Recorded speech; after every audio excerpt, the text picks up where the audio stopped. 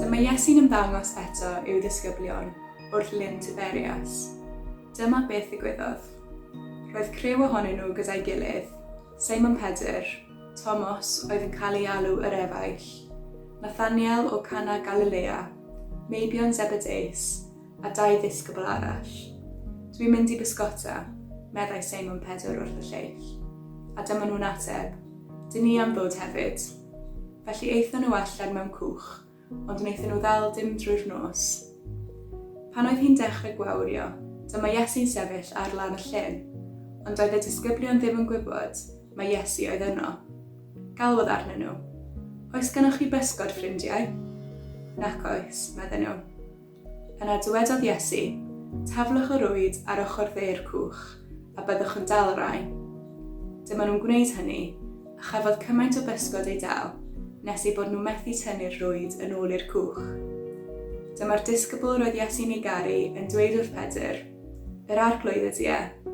A dyma Seimon Pedr yn rwymo dylledyn am ei ganol, doedd ganddo ddim byd amdano, yna neidio i'r dŵr. Daeth y disgyblion eraill ar ei ôl yn y cwch, gan lusgo'r rwyd oedd yn llawn o bysgod ar ei holau. Doedden nhw ond rhyw 90 metr o'r lan. Ar y lan, roedd tân golosg a physgod yn coginio arno, ac ychydig fara. Dewch a rai o'r pysgod dych chi newydd ei ddal, meddai Iesu wrthyn nhw. Felly dyma Seimon Pedr yn mynd i mewn i'r cwch a llusgo'r rwyd i'r lan.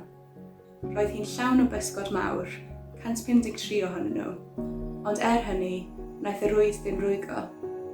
Dewch i gael brecwast, meddai Iesu. Doedd dim un o'r disgyblion yn meiddio gofyn iddo pwy wyt ti. Roedden yn gwybod yn iawn na'r meistr oedd e. Yna dyma Iesu'n cymryd y bara a'i roi iddyn nhw, a gwneud yr un peth gyda'r pysgod.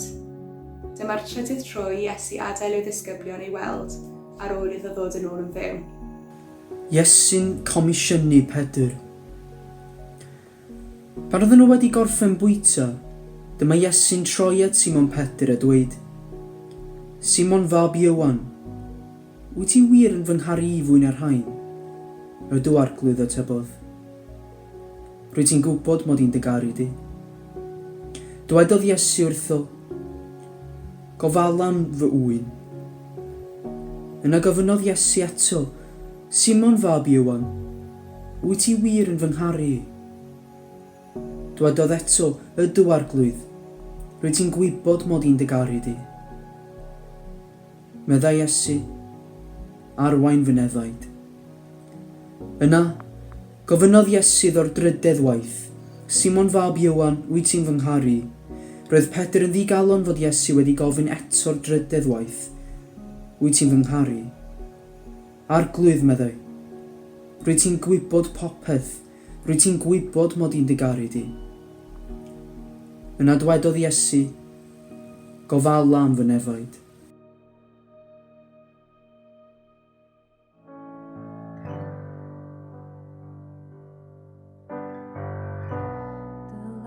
Sy'n galw fi o'r gyfroi, o'r